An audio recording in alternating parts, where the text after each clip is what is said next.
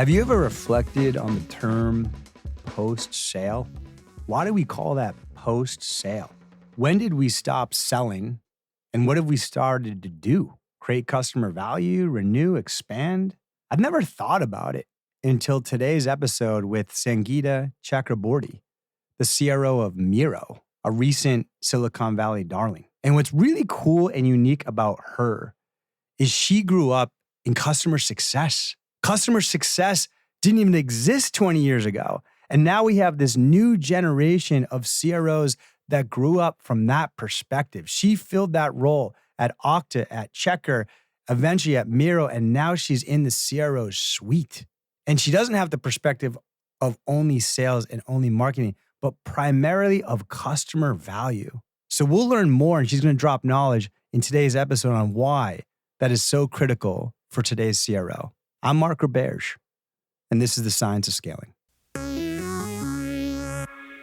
You're really active, especially in the Silicon Valley startup ecosystem. As a board member, an investor, and advisor, I just would love to hear your reflections on the patterns you're seeing on early go-to-market. Yeah, sure. What you need to do as a go-to-market leader is you have to be a scholar of the business, and you have to understand what your customers are saying and the employees that are facing the customers are saying. And sometimes these founders tend to have blinders on and really have a hard time looking at it critically from a go-to-market function. Interesting. So, and I imagine for the most part, you're talking through the lens of a product founder. And so what do you do in that case? Like, I mean, they have all that passion. You don't want to insult them. You don't want to insult their baby, as they say. Yeah. It's their vision. Exactly. Like, this is their company. Like, how do you coach them through that? I think the best thing is to figure out how to take that power and harness it and use it for the best outcomes.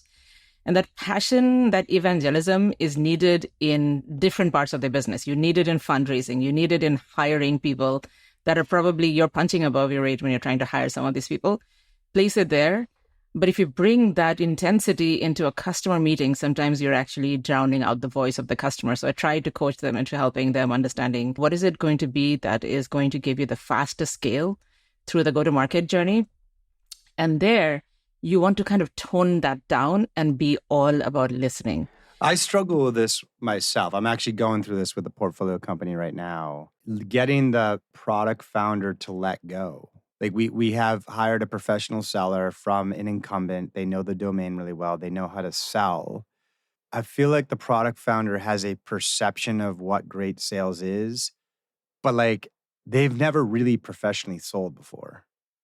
And I'm struggling to like have them let go and educate them on what selling is. Yeah. I'm sure you've seen it, and I don't know if you can walk through a case of how you manage that between the first professional seller and the founder. Yeah, I've seen that. And what I've realized is that the product founder CEOs are all about design and understanding the purity of the design of anything that anybody's doing. And when you are aligning yourself and helping them understand the problem that you're solving, when you talk to them in terms of a product lens, even about go-to-market, I think you get a lot of mutual understanding that gets fostered. It's actually something that I feel we could do better in go-to-market, which is to take that product lens and apply it. Because even in go-to-market, if you're thinking about it, you are building a product. That go-to-market function is a product that is going to start from some alpha stage. You're going to test it, you're going to go to beta, then you go to live, and you're going to try a new place. But generally, the patterns that help is when the founder understands the design and understands how we're going to go about it and is on the journey, but also recognizes that they have a particular seat on that journey, and that is not necessarily the driver's seat. They're very close, understanding how we're delivering it, and they trust then this person can do the right things. I've never heard that before. I love that. You're bringing this challenge of codifying the first sales process and team back to something they understand. Yes. So bring that to life one step deeper, because I'm just going to assume and guess that like what we're talking about here is like version 1.0, which is a total mistake, is founder hires seller brings them onto customer call, a prospect call. Founder tells the founding story, tells the vision for the product and says, do you want to buy? And that's where we're at. And it's like, they expect the sellers to do that too. And that's not how sales works. And so like, how do you, now you tell them the story about, hey, listen, we have to design this thing. And now they get excited. What does that mean? Does that mean they're like, a fly on the wall on prospect calls? Does that mean we're listening to Gone recordings? Does that mean we're like getting up front on a whiteboard and doing role plays? So the way I've gone about it is the first understanding is for the product CEO to figure out what that journey is. So if you tell them, here's a user journey, similarly, here's a buyer journey. And part of what is important is, Mark, you and I will say, here's force management. Like, isn't it blatantly obvious? Right. PBOs and negative business consequences, metrics, all of this. And we've also developed our own jargon that people sort of tune out. So you want to actually break it down and say, here's the journey that they're on. And they will only buy when they see a problem that resonates with them, that there's budget associated, they understand how the outcomes are going to drive. So we're going to design this journey very carefully so that we can accelerate it. So we try it once, learn what doesn't work, understand where the friction points are, and we take the friction away. And so the first step is to have the founder understand the journey that we're designing. Hey folks, just Mark here. Boom. The buyer journey. That's the underpinning foundation for the development of our sales process. And so few startups develop it. When we hit this point of codifying the sales process, their first instinct, especially the product founders, is to build a sales deck. Again, to build a presentation on why we started the company, the problem we set out to solve, the way in which we solved it, the features and benefits that it does. That's what we call show up and throw up. And you're performing like the bottom quartile of sellers. The underpinning foundation of the sales process is the buyer journey. How do the buyers perceive their problems? And you can Google it, you can find templates. The very basic one I like is 3 phases: awareness, consideration, decision. Awareness. What are the biggest problems that your buyers have today? How do they describe them? Not like, this is what we built, now what's your problems? No, you're setting the table for them. You're leading the witness. No, it's almost like you didn't even describe what you're doing. You're just like, hey, buyer, what's your biggest nightmares right now? Or what's the biggest opportunities you're pursuing this year? List out the 5 or 6. And then consideration. How are you thinking about solving that? Are you going to hire someone? Are you going to engage with a consultant? Are you going to buy a product? What category of product? And then decision. Okay, if you're going to buy a product in this sector, how will you make that decision? Are you looking for the cheapest one? The one with the most APIs? Are you looking for the one that's been around the longest? Are you looking for the one that has the most experience in your industry? We have to understand that. So build the buyer journey. It's usually just one slide. It takes 30 minutes to build and you can iterate on it. And the way you embed it in your sales team is after every first sales meeting, you ask one question: where is the prospect on the buyer journey? Most early sellers will be like, I don't know. I forgot to ask. Okay, cool. The best sellers, the second time, will have the answer.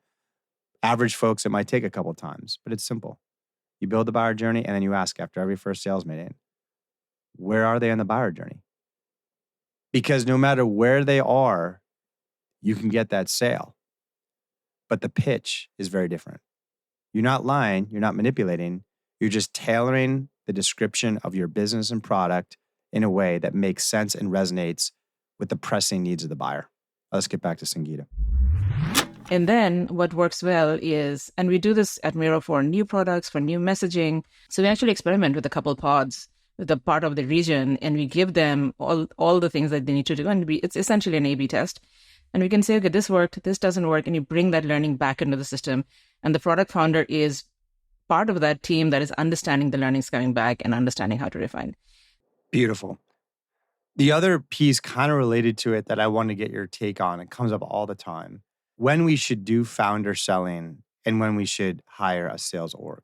So like, let's just take a very general case that probably comes up all the time. It's like, okay, we started out with 4 or 5 R&D folks in the room, like 2 full stack engineers, designer, PM, the founder's playing one of these roles, whatever. And we spent 6 months like doing great customer interviews, built in the MVP. We use friends and family to get like 3 or 4 beta customers. Now we raise around $3 million, whatever. Yeah. When do you hire the first professional seller? Yeah. So first of all, I'm going to separate for us PLG versus SLG, because I think the answer might be different on the PLG side. For an SLG company, I believe once you've hit a stage where you feel confidently that you are coming close to product market fit, then I think you have to start thinking about scale. But if you do this too early before PMF, then you are actually wasting a lot of money for the investors.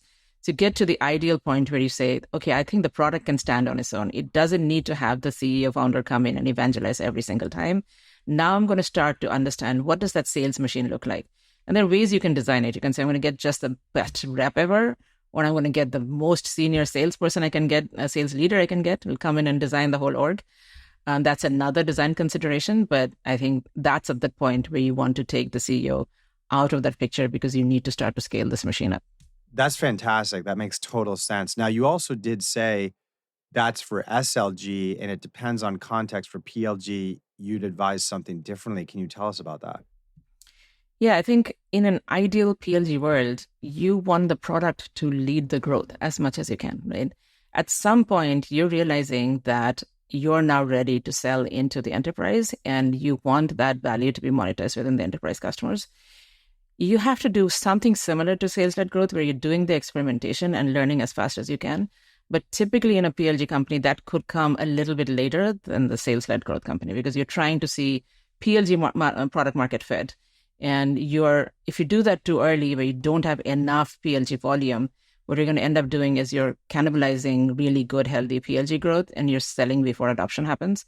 So I think you have to be very nuanced about when you're hiring the sales team, when there's enough of that funnel velocity, when enough free user retention, where you can say, okay, here's where I can start to think about monetization even more aggressively than I have before.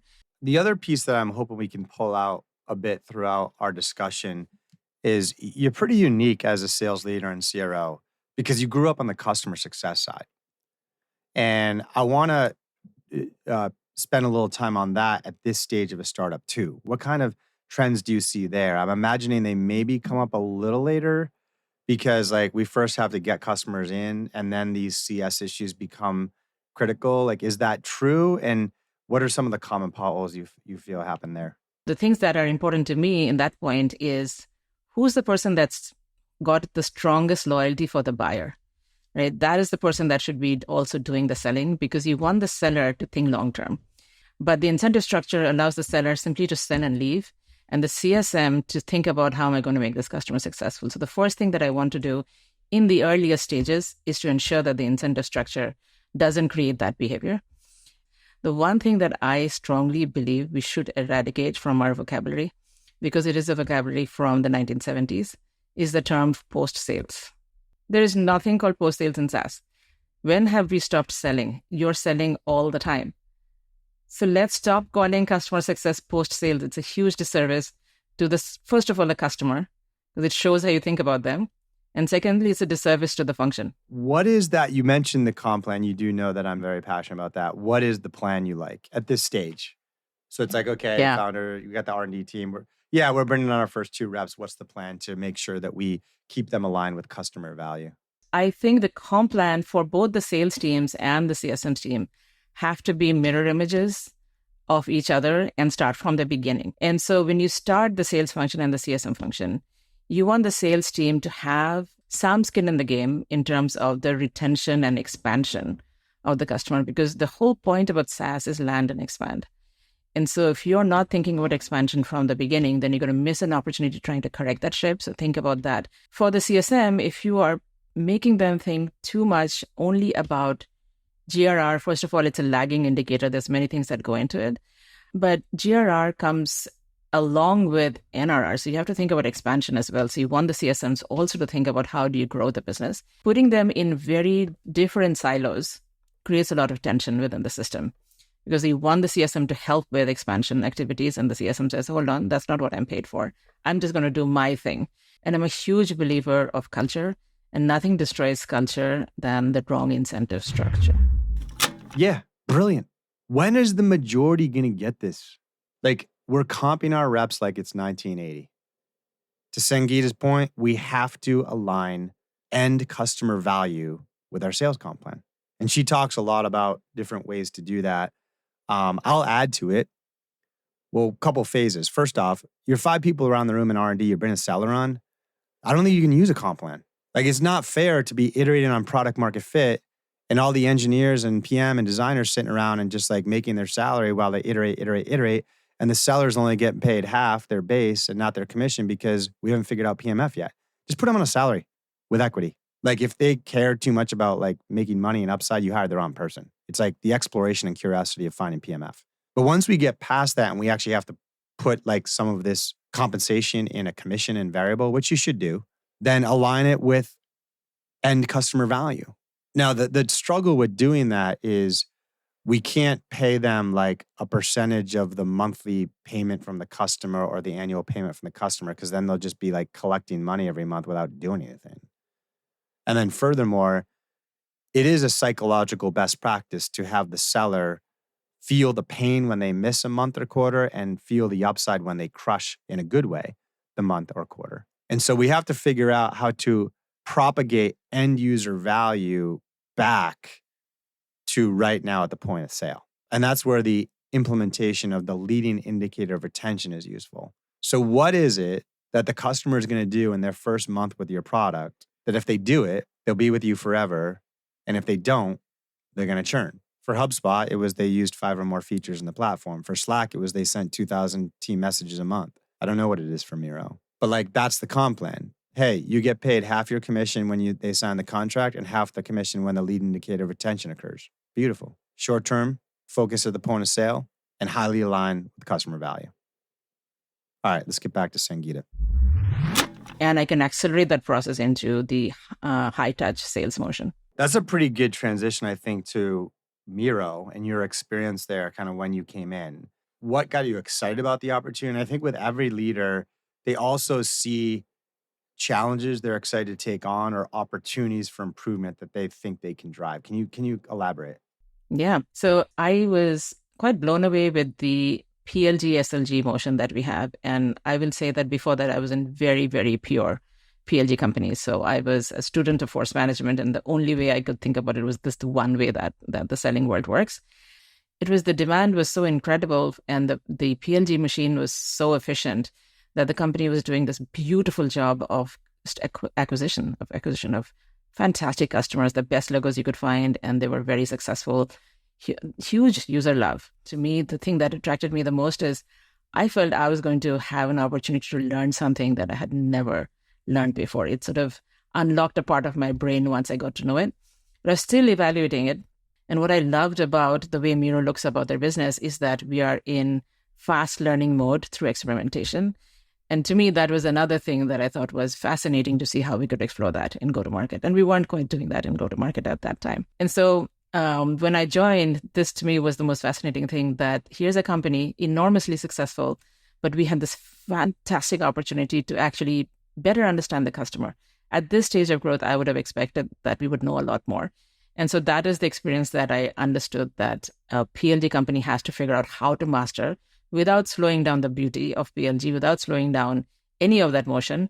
But how can you then supplement this with understanding what the customer is doing? Because at the end of the day, in an enterprise customer, if you don't understand that, you don't know how to grow them, you don't know how to help them.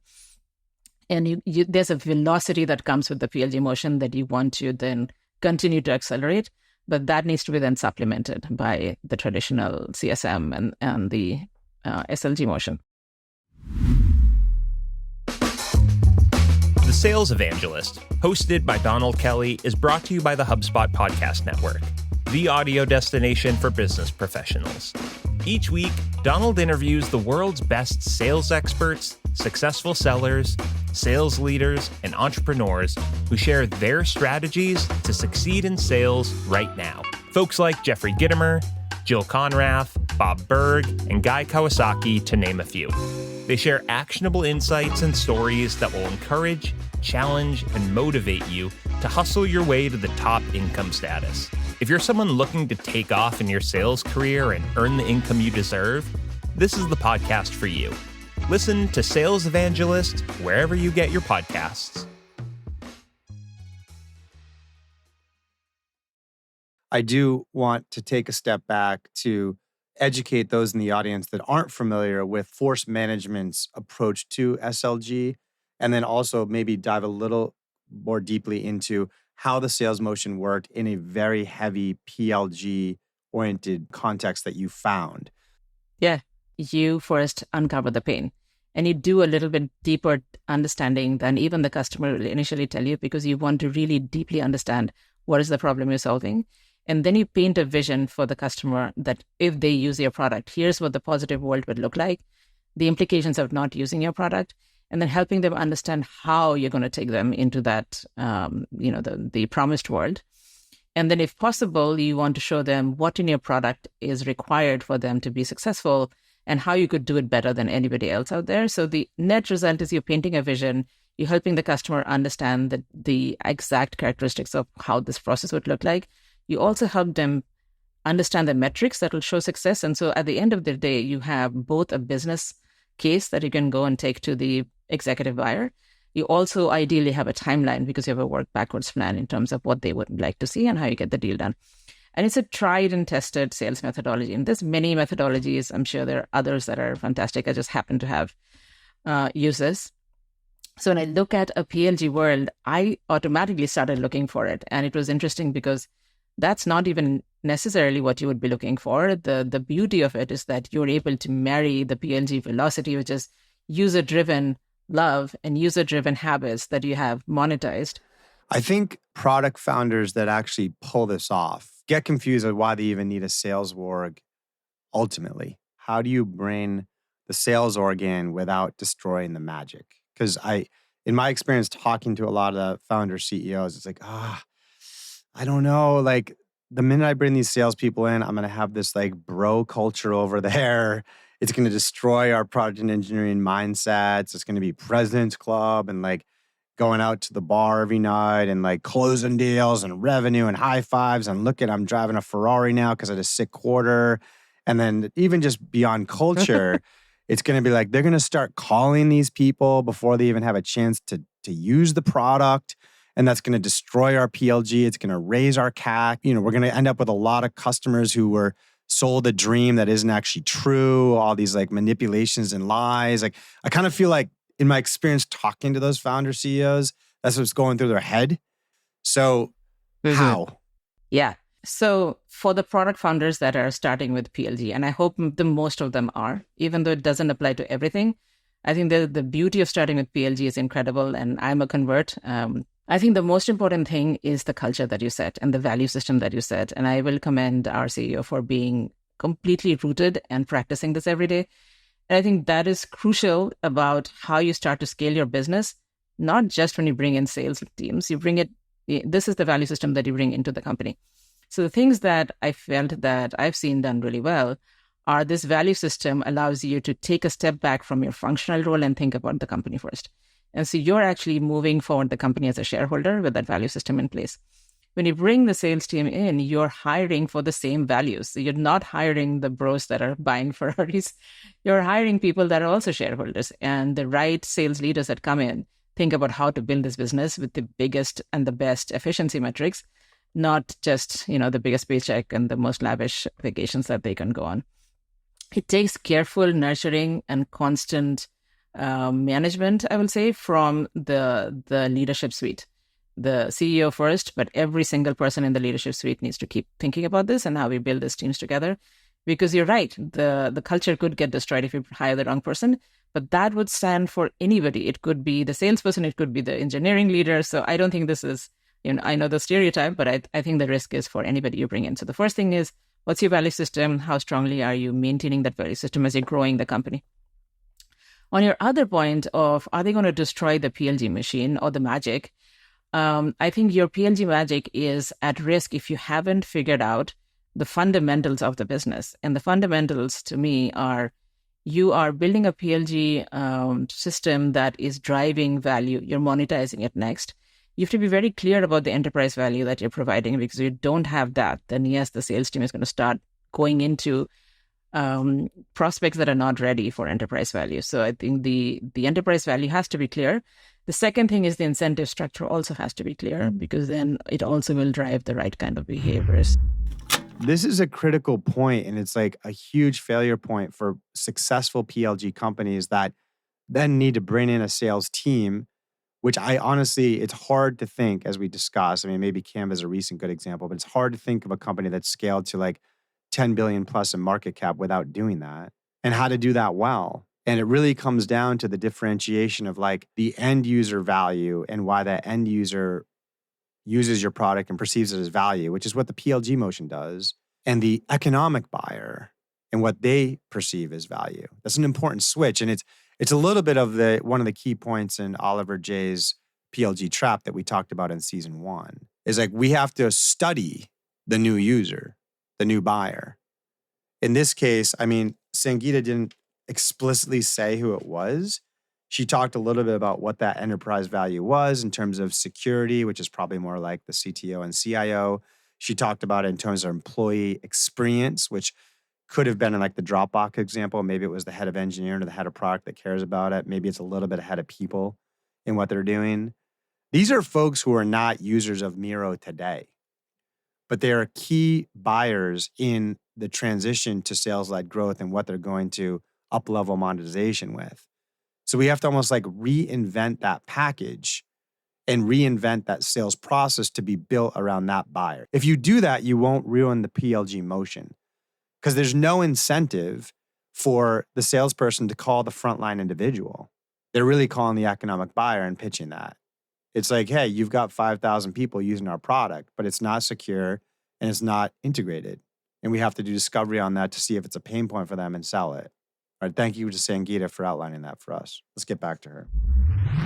So to me, the two things are clarity on the enterprise product offering and assuming that you've hired the right kind of people, that you have the incentive structure that gives them the right thing to do. The difference between hiring a salesperson for SLG versus PLG. Can you like literally get down to like the differences in attributes you're looking for, perhaps even the differences in what the interview sounds like or the exercises that you do during the assessment? Yeah, I think the key things of a sales leader in a PLG world is somebody who is deeply curious about how this product works and the value that you're driving and the learning journey that you can go on. So it needs somebody who thinks like a shareholder.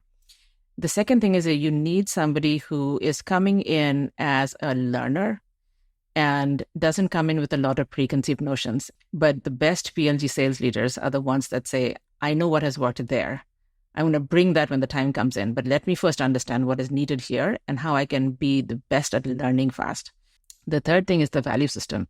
You want somebody who understands the value system of the company and wants to be a value-centric leader of the company. I really, truly can't emphasize how important I found this to be, because if you don't have that, then the foundation is erased and you really are going to have a hard time doing any of the other two. That's great. And I want to hit the other one too, because I have been very fortunate to be on the receiving call of those first sales leaders that took these great PLG companies into the enterprise. I got the call from Shopify, from Zoom, from Asana, from Dropbox, from all these folks, and I knew what was coming. It was like they don't want to put any value in the enterprise product. They want to keep everything in the free. And so I love your point about like you have to be very clear on the enterprise value. So maybe can we just use Miro as a case? What was it for them? Can you walk us through like with Miro? What is it that the opening PLG user value is that they're intended to experience for free? And what is the enterprise value that the salesperson is going to bring them toward? So it's a very Miro-specific situation. So I'll tell you what Miro does for people that in your audience may not be familiar. Miro invented the category of online whiteboard long before it was something that the world thought it was necessary. And during the pandemic, brought it to a collaboration workspace where people could just get on the browser and work with each other. Obviously, massive product need at that time and really beautiful product market fit. And what we realized was that people were coming to Miro to actually build their products and services. So when you look at Miro is used by any kind of vertical. It could be a hospital selling their services to a patient. It could be a bank with financial services. It could be a manufacturing company mapping out the manufacturing process. And of course, a lot of high-tech companies use Miro. And so we started to look at, well, in this vast user base, and there's now 75 million users on it, what are they doing on Miro? And we realized that at that time when we were looking at this for sure, is that the majority of the work are people that are bringing products and services to market. So they're doing their best ideation work. They're doing their best collaboration work, and they're really literally creating IP for their companies. And so the value that you get when you move to an enterprise setting is you get, first of all, to protect that IP better. And that's a value that the enterprise cares about. And then increasingly, we are beginning to put in more and more features that are security oriented that actually make sense. Not because we say that, oh, you can just get a SCIM offering. You can get that even without going to the enterprise plan. But the value that you're getting is locking down that IP that you need to protect. And we continue to invest on it now. So we are putting in more admin features because if you are a small company with 10 users, you don't need all of the value that I think that an admin in a 15,000 organization or 60,000 organization will need. So you continue to invest then in giving them the ability to manage that software better. And you legitimately don't need it unless you've gone to that state. Yeah, I haven't really thought about this that much. And I like where Sangeeta is going.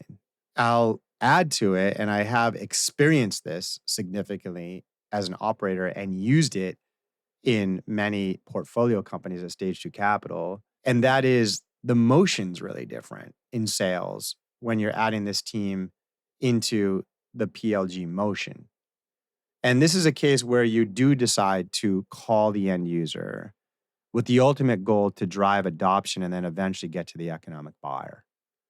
So the way it goes is like the outreach to the end user is, the prospect in this case, is different than sales-led growth, in which case you're just trying to get them on the phone to do discovery.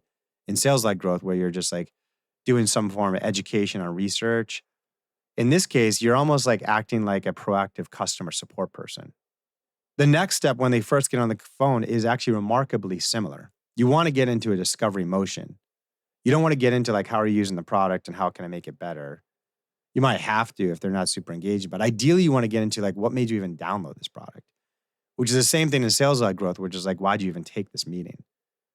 It ultimately leads to like, what are the problems you're pursuing, or what are the opportunities you're pursuing, and why, and what have you changed, and what would be the ideal solution, and all these types of situations. The step after the discovery call is very different. In sales-led growth, you're moving into a tailored pitch and trying for a contract ultimately. In product-led growth, you're showing them how to use the product to achieve those goals. That's a huge difference. And you're just like, do you get that? Yeah, this is perfect. Thank you so much. I had a problem. I kind of knew how to use your product to solve it, but you've clearly set it up for me. And you're like, great. I'll check in next week. And your hope is that when you check in next week, they're probably going to trip a monetization wire, or you're going to create enough value usage that you can now go to the economic buyer with the pitch. So hopefully we understand the nuances there on how it's different from the SLG and how you can avoid ruining the pure PLG motion as you add sellers to the team. Let's get back to Sangeeta. So it's about being very genuine about the enterprise value that you're selling and not doing something that most other places I've seen are, hey, I think you should have, SCIM, and that is the enterprise product. Well, thank you so much, Sangeeta. The work you're doing and the foundation that you had in your career now in the CRO suite, I think is so critical to the positive evolution of our field. Well, I'll never forget this episode because I'm going to remember the word post-sale with a big red X through it. And I think that's so metaphorical on what we need to do to make our function more successful and in the end, our startups more successful. So I really appreciate you coming on and dropping knowledge. Thanks for having me, Mark. It was a pleasure.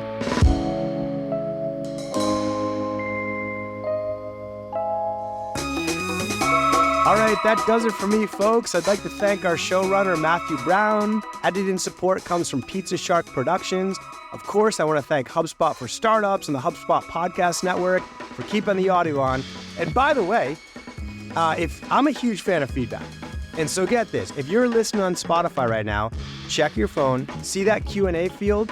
That's a direct line to me and our show. So let us know what you think. All right, I'll see you next week.